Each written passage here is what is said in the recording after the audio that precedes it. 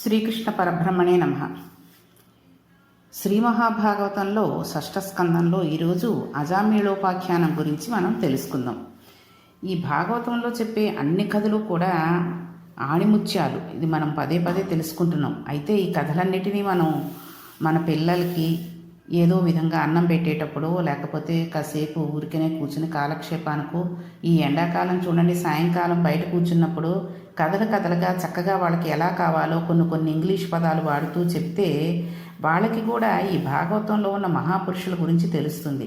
అలాగే తాతలు, అమ్మమ్మలు, నాన్నమ్మలు ఉంటే వాళ్ళు మనవల్ని పక్కన పెట్టుకునో, లేకపోతే మనవలకి తెలియని విషయాలు కాబట్టి వాళ్ళు నిజంగా చాలా మనసు పెట్టి వింటారు.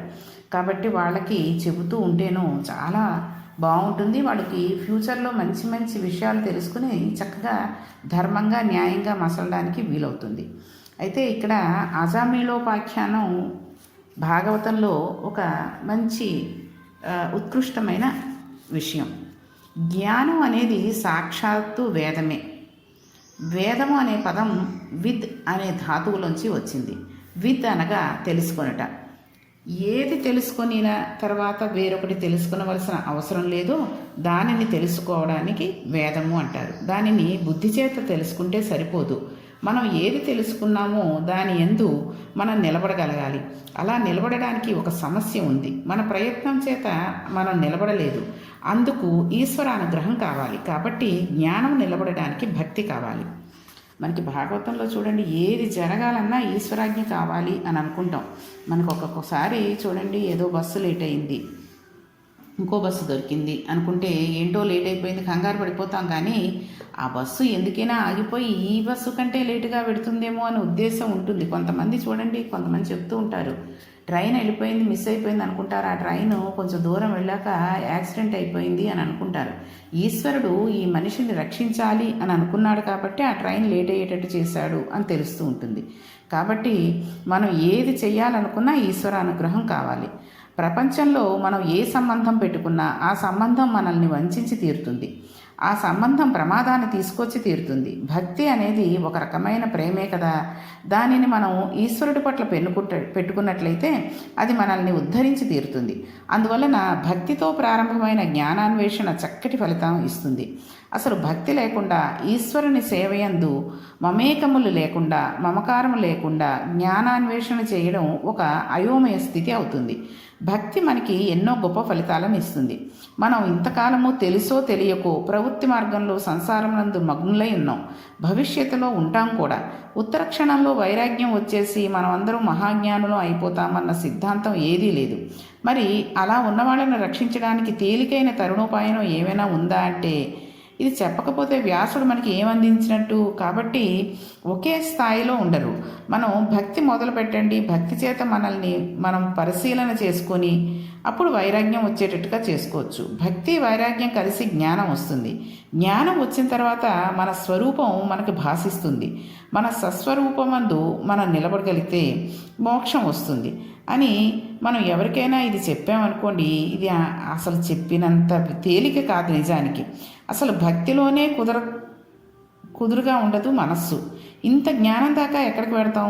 ఈలోగా ఆయుర్దాయమో తెలియదు, ఎంతకాలం ఎవరు ఉంటారో తెలియదు. మరి ఎలా తరుణోపాయం?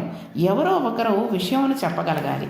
అందుకే మన మతమునకు సార్వభౌమిక మతము అనే ఒక విచిత్రమైన పేరు ఉంది. అంటే ఇది అన్నిటికన్నా చక్రవర్తి తత్వమును పొందిన మతము అని కాదు అర్థం. సర్వభూమికల యందు ఉన్నవారిని ఉద్ధరించగల మతము అని అర్థం.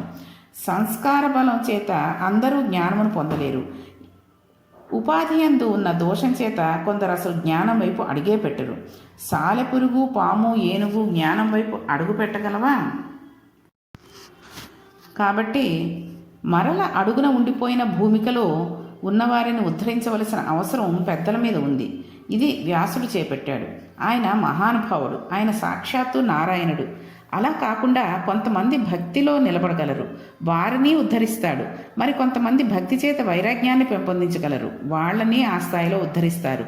కొంతమంది జ్ఞానమును పొందగలరు. గురువు దగ్గర కూర్చుని చక్కగా విని దానిని లోపల నిలబెట్టుకుని నిధిధ్యాసము చేసి దానిని ఆచరణలోకి తెచ్చుకుని పదే పదే పరిశీలన చేసి అందులో నిలబడగలిగిన స్థాయికి వెడతారు. వాళ్ళు అదృష్టవంతులు. ఈ జన్మలో వారు ఆ స్థాయిని పొందగలరు. కానీ అందరూ అలా ఉండలేరు. అలా ఉండలేని వారికి ఏదైనా తరుణోపాయం చెప్పగలగాలి. మనుష్య జీవితంలో అనుమానించడం అనే సత్యం ఒకటి ఉంది. ఇది నిజమేనా, ఇలా జరుగుతుందా అని అడుగుతాం. ఒక చందమామ కథ కానీ, ఒక బొమ్మరిల్లు కథ కానీ. బొమ్మరిల్లు కథ అంటే చిన్నప్పుడు పూర్వం చందమామ బొమ్మరిల్లు అని పుస్తకాలు ఉండేవి. ఇప్పటికీ ఉన్నాయి కానీ ఎవరు చదవట్లేదు. ఇవి ప్రమాణాలు కావు. వ్యాసుడు అలా మాట్లాడు. ఆయన యథార్థమైన విషయాలనే ప్రతిపాదన చేశాడు. ఒక సిద్ధాంతం బాగా మనసులో ప్రవేశించడానికి ఒక ఆఖ్యానం కావాలి. అటువంటి ఆఖ్యానం దొరికితే దాని ద్వారా మనం తొందరగా సత్యమును పట్టుకుంటాం. కేవలం సత్యమును ప్రతిపాదిస్తే దానిని అందుకోగలిగిన వారు బహు తక్కువ మంది ఉంటారు. దానిని జ్ఞానంలో ఉన్నవారు మాత్రమే అందుకోగలరు. అందరూ అందుకోలేరు. అందుకే చిన్నపిల్లలకి చెప్పేటప్పుడు కథలు చెప్తారు. ఒక కథ చెప్పి కథ వెనకాతల నీతిని చెబుతారు. ముందు కథ పిల్లవాడిని బాగా పట్టుకుంటుంది. తర్వాత ఆ నీతిని వాడు అర్థం చేసుకోగలుగుతాడు. అలాంటి మనిషి జీవితంలో సాధించవలసిన పురుషార్థముల గురించి వ్యాసుడు మాట్లాడినప్పుడు ఎంత సత్యమైన విషయాలను వ్యాసుడు ప్రతిపాదన చేసి ఉండవలసి ఉంటుందో మనం జాగ్రత్తగా ఆలోచించాలి. భయంకరమైన పునర్జన్మ ప్రాణోత్కణంలో సాయం వచ్చేవాళ్ళు ఎవరూ ఉండరు అనే విషయాన్ని మనం తెలుసుకున్నాం ఇదివరకుట్లేనే. 2 విషయాల్లో ఎప్పుడూ సాయం రారు ఎవరూ కూడా. అందులో ఒకటి జననం పొందుతున్నప్పుడు, రెండవది శరీరంను విడిచిపెట్టి మరణం పొందుతున్నప్పుడు. ఈ 2 సమయాలలో ఎవ్వరూ తోడురారు. శరీరంలో ఈశ్వరుడు ప్రకాశిస్తున్నంతసేపు, అది శివముగా ఉన్నంతసేపు ఈ శరీరంతో అందరూ రకరకాలైన అనుబంధాలను పెట్టుకుని దానితో తిరుగుతారు. ఈ శివము వెళ్ళిపోగానే ఇంకా దానితో అనుబంధం ఎవ్వరికీ ఉండదు. దానిని తీసుకువెళ్ళి అగ్నిహోత్రంలో సంస్కరించేస్తారు. కాబట్టి ఉద్ధరించుకోవడం ఎలా? అలా ఉద్ధరించుకోవడానికి వ్యాసుల వారు ఒక పవిత్రమైన ఆఖ్యానం తీసుకువచ్చి మనకు అందించారు. ఒకానొక సమయంలో కన్యాకుబ్జము అనబడే ఒక నగరం ఉండేది. ఆ నగరంలో ఒక స్తోత్రీయుడైన బ్రాహ్మణుడు ఉండేవాడు.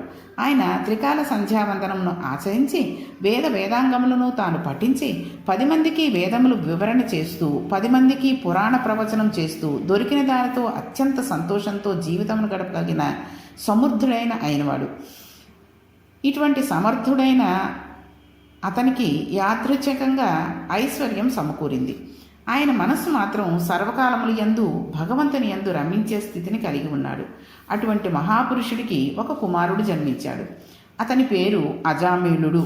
మొత్తం అజామీళోపాఖ్యానమునకు ఈ సీస పద్యంలో ఉన్న మొదటి పాదమే ఆధారంగా రాశారు. ఇక్కడ అజామేళుని పేరు వినగానే ఆయనంత నీచమైన ప్రవర్తన ఉన్నవాడు లేడు అని మనం అనుకుంటాం. కానీ వ్యాసుల వారు, పోతన గారు ఆయన గురించి ఎలా మాట్లాడారో చూడండి. ఆయన పుట్టి బ్రహ్మచర్యంలో ఉన్నప్పుడు తదనంతరం ఆయనకు ఒక ఉత్తమమైన సౌందర్యవతైన కన్యను తెచ్చి వివాహం చేశారు. ఆయన శీలం ఎటువంటిది? పుట్టినప్పుడు గతంలో చేసిన సత్కర్మల వలన బ్రాహ్మణ కులంలో జన్మించారు. సత్కర్మ అంటే చేసిన పని. మనం ప్రయత్నపూర్వకంగా మనుష్య జన్మలో మంచి పనిని చేయడానికి ప్రయత్నం చేయాలి. కర్మ చేయడం అనేది తనంత తాను జ్ఞానికి మాత్రమే అవుతుంది. మనం జ్ఞానిని అనుకరించి ఆపకూడదు. మనం సత్కారానుష్ఠానం చేయవలసిందే. రోజూ ఇల్లు తుడుచుకోవలసిందే. సత్కారానుష్ఠానం అంటే లోపల శుభ్రపరుచుకుని ఈశ్వరుడిని కూర్చోపెట్టుకోవడానికి కావలసిన యోగ్యతా స్థితిని పొందడం. చూడండి, మనం ఇల్లు శుభ్రంగా ఉండాలి, ఎవరైనా వస్తే చూసి ఎంత బాగుందో అనుకోవాలని ఎలా అనుకుంటామో అలాగే మన మనస్సును కూడా శుభ్రంగా ఉంచుకుని పదే పదే చెడును తొలగించేసుకుంటూ, చెడు ఆలోచనలను తొలగించుకుంటూ మంచి ఆలోచనలను, భగవంతుని ఆలోచనలను చేసుకుంటూ ఉంటే అది ఎంతో యోగ్యతా సిద్ధిని పొందడానికి అవకాశం ఉంటుంది. బ్రాహ్మణ కులంలో తండ్రికి ఒక కర్తవ్యం ఉంటుంది. తండ్రి కుమారుడికి ఉపనయనం చేయాలి. ఉపనయనం అంటే ఒడుగు. తనకి యజ్ఞోపవీతం ఉన్నట్లే తన కుమారుడు కూడా సంధ్యావందనం చేసుకుని గాయత్రి జపించే అదృష్టాన్ని కుమారుడికి ఇవ్వాలి. ఆ గాయత్రి చేసుకుంటే అతని పేరు చివర శర్మ అని చెప్పుకుంటారు. శర్మదాయిని అని అమ్మవారికి పేరు. అందుకని ఆయన త్రికాల సంధ్యావందనమో లేక కనీసం పొద్దుటపూట సంధ్యావందనమో చేస్తాడు. గాయత్రి మంత్రమును జపించడం వలన ఆయనకు రక్షణ కలుగుతుంది. ద్విజత్వమును పొందుతాడు. ఒకసారి పుట్టి మరణించని మరల పుట్టినట్టు లెక్క ద్విజత్వము అంటే. కానీ ఈ రోజుల్లో ఒడుగులైన వాళ్ళు బ్రాహ్మణులకి, క్షత్రియులకి, వైశ్యులకి అవుతుంది ఒడుగు అనేది. అయితే ఇలా ఒడుగైన వాళ్ళు ఏం చేస్తున్నారంటే కాలేజీలకి ఆఫీసులకి వెళ్ళినప్పుడు ఏదో బాధపడిపోతూ ఆ జంధ్యం కనిపిస్తే ఎవరేమనుకుంటారు అనుకుంటూ వాళ్ళు ఆ జంధ్యాన్ని మొలతాడుగా కట్టేసుకోవడం, ఇక ఇక ఏంటి సంధ్యావందనం చేయడం అనేది ఉట్టి మాట. ఎక్కడో 1,00,00,000కి 100కి ఒక్కళ్ళు ఉన్నారేమో కానీ ఆ 10 రోజులు ఏదో చేస్తామంటారు కానీ ఏదో ఒక పూటైనా సంధ్యావందనం చేసుకుందాం అనేటటువంటి వాళ్ళు ఈ రోజుల్లో కనబడట్లేదు. అలాగే అజామిళుడు యజ్ఞోపవీతం ఉండి సంధ్యావందనం చేసి గాయత్రి మంత్రం జపించేవాడు. ఈ విధంగా అతడు జ్ఞానమును పొందినవాడు. ఆ విధంగా జ్ఞానమును పొందడానికి అర్హమైన జన్మను పొందాడు. శాంత లక్షణము కలిగి ఉన్నాడు. బ్రాహ్మణునికి ఉండవలసిన మొదటి లక్షణం శాంతం. బ్రాహ్మణుడు శాంతుడై ఉండాలి. బ్రాహ్మణుడు అశాంతితో ఉన్నట్లయితే ఇంకా లోకానికి బోధ చేయలేడు. కాబట్టి బ్రాహ్మణుడు పరమశాంతుడై ఉంటాడు. ఆయన చిరునవ్వు నవ్వుతూ మాట్లాడుతూ ఉంటే ఆయన దగ్గరకు వెళ్ళి వినాలని అనిపిస్తూ ఉండాలి. కాబట్టి ఇప్పుడు అజామిళుడు పొందవలసిన ఒక గొప్ప లక్షణమును పొందాడు. దాంతుడై ఉన్నాడు. దాంతుడు అనే మాట సమము దమములోనిది. దమము అంటే మనస్సును గెలవడం. మనస్సు ఇంద్రియముల మీద ఆధారపడి ఉంటుంది. ఆయన మనస్సు ఇంద్రియములను గెలిచిందనమాట.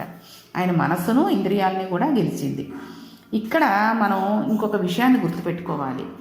ఒక రాజు రాజ్యమును గెలిచాడనుకోండి, ఆయన మరణించే వరకు ఆ రాజ్యం ఆయనదే ఉంటుందనే నమ్మకమేమీ ఉండదు. ఈయనకైనా బలవంతుడైన రాజు వచ్చి ఈయనను చంపి ఆ రాజ్యం ఆయన కొల్లగొట్టవచ్చు. అలాగే ఇంద్రియములను గెలిచినవాడు మరొక 10 నిమిషాలు గడిచిన తర్వాత పతనమై కిందకి పడిపోవచ్చు. ఆయన మోక్షమును పొందితే ఆయన ఇంద్రియములను మనసును గెలిచినట్టు లెక్క. అవి ఏ క్షణంలో అయినా కాటు వేయడానికి నిరంతరము కాచుకుని ఉంటాయి. మంచి యవనమును పొందడానికి ముందు, భార్యను చేపట్టక ముందు శాంతుడై దాంతుడై ధర్మశీలుడై ఉన్నాడు. ఇటువంటి అజామిళుడు పెళ్ళైన తర్వాత ఏమైంది, ఆ తర్వాత అతను ఎందుకు అలా మారిపోయాడు అనే విషయాన్ని రేపటి పారాయణలో తెలుసుకుందాం. శ్రీకృష్ణ పరబ్రహ్మణే నమః.